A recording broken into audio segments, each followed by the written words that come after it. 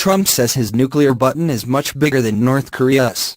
Washington President Trump again raised the prospect of nuclear war with North Korea, boasting in strikingly playground terms on Tuesday night that he commands a much bigger and more powerful arsenal of devastating weapons than the outlier government in Asia.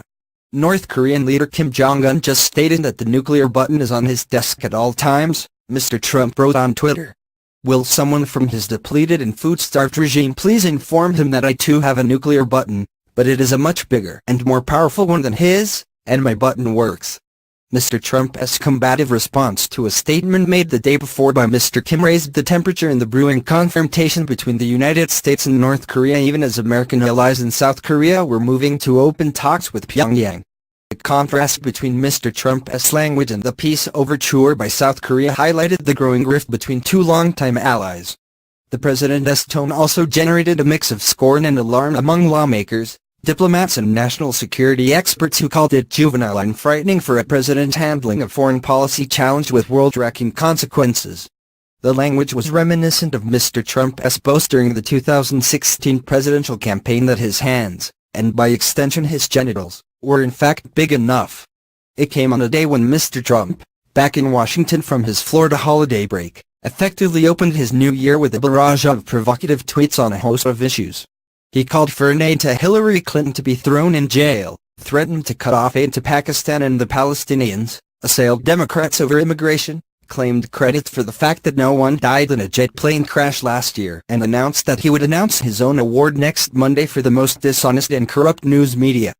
Continue reading the main story-related coverage. The nuclear button explained. For starters, there's no button. January 3, 2018 social media shudders after Trump mocks North Korea's button. January 3, 2018 news analysis. Kim Jong-un's overture could drive a wedge between South Korea and the U.S. January 1, 2018 would Twitter ever suspend Trump's account? January 3, 2018 Kim Jong-un offers North Korea's hand to South, while chiding U.S. December 31, 2017 recent comments. Saxophone 2 hours ago is Thomas Barrack Jr., a billionaire who is one of the president's oldest associates, allegedly told a friend, "He's not only crazy, he's Roger Trout." 3 hours ago Trump says, "My small hands are bigger than your small hands," to Kim Jong-un. Cliff 3 hours ago. This is frightening. What if one of them accidentally lays a book, or in Trump's case, a slice of pizza, on the button and mistakenly?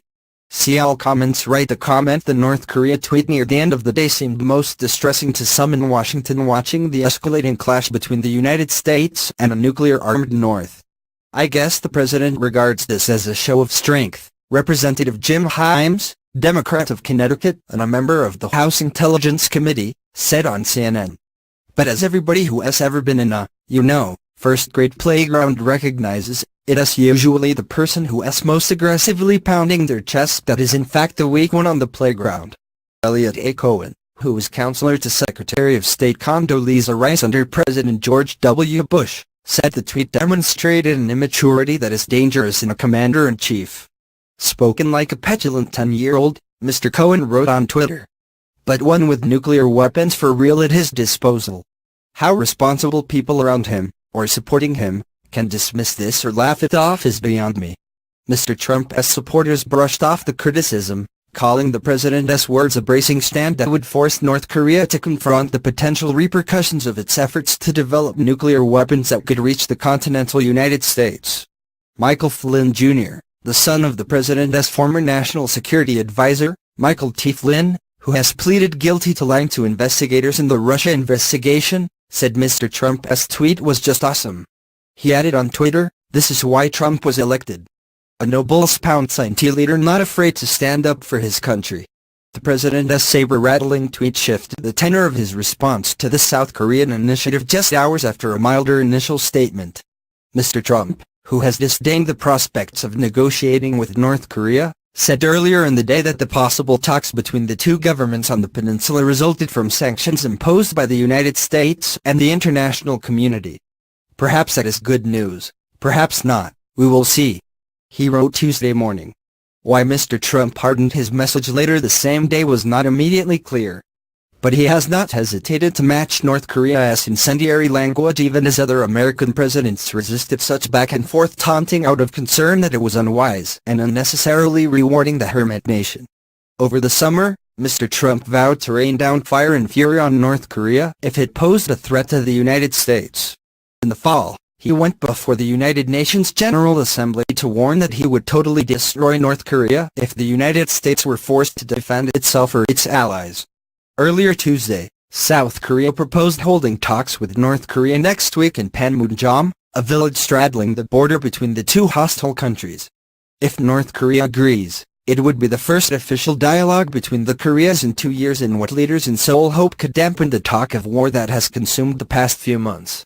North Korea has made significant strides in the past year in developing intercontinental ballistic missiles that could eventually deliver nuclear warheads to targets as distant as the United States.